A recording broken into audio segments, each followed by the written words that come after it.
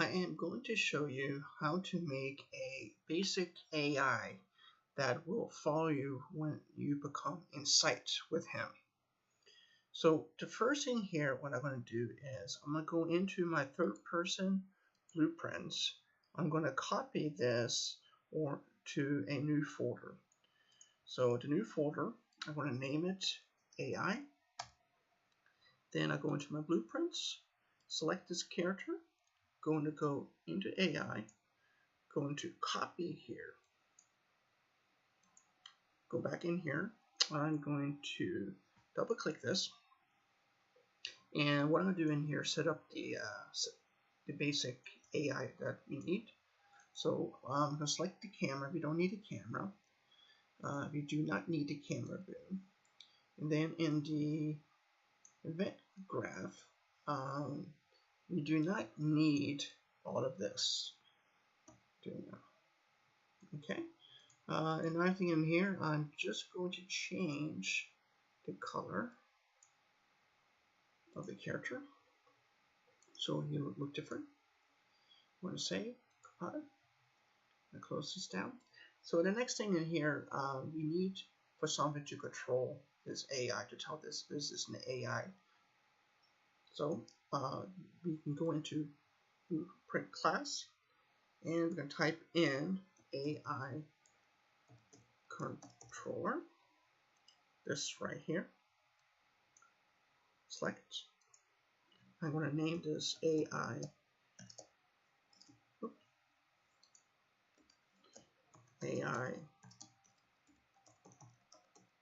controller underscore K, so we can just show you this is the one we want to choose for the third person character AI.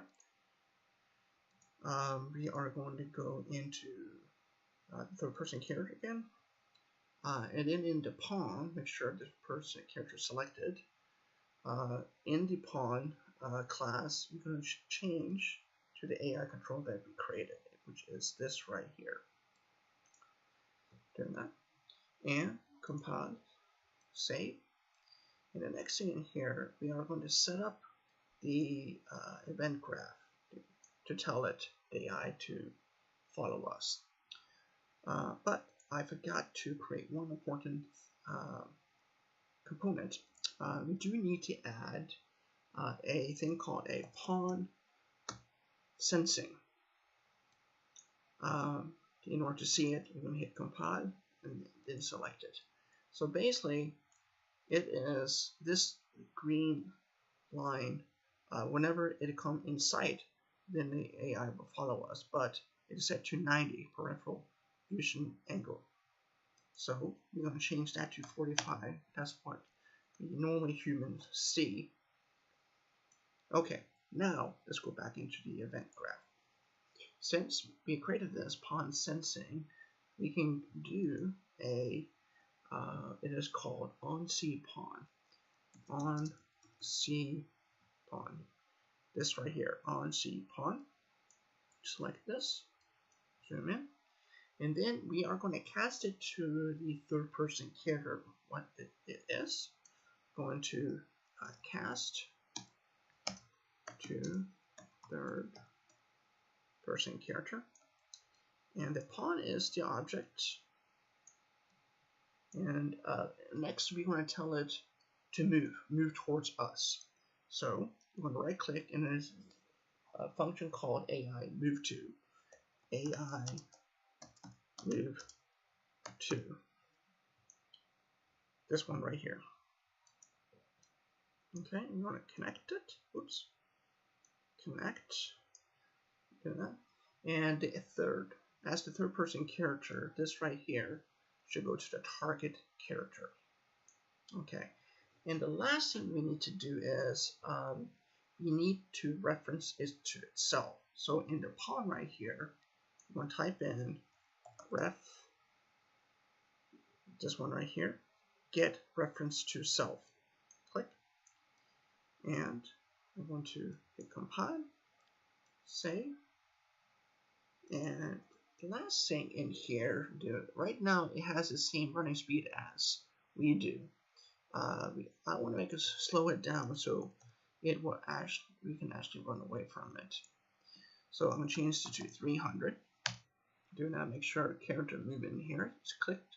And I type walk in, and then the max walk speed to 300.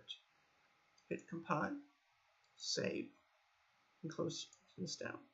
You can drop this character into the world. You can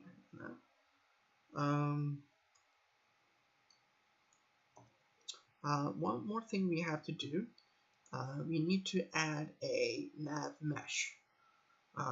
So go into volumes, go to nav mesh bounds volume. So drag that in and make sure you cover the whole floor, because otherwise it won't go over there. And we're going to also make it go up higher so AI can follow us this way. Alright, save. Do that. And in order to see it, you hit D on the keyboard P. Okay, so let's move this out of the way. And I'm going to hit play. So right now it doesn't see us. Okay, so as soon as we go front, it will start following us. Alright, so you can follow up the stairs. And jump down, and you can see it's pretty smart. It'll actually figure out to go on the stairs and jump down. And jump up, jump down, jump up, doing that. Alright, so that is how you make a very simple AI that will follow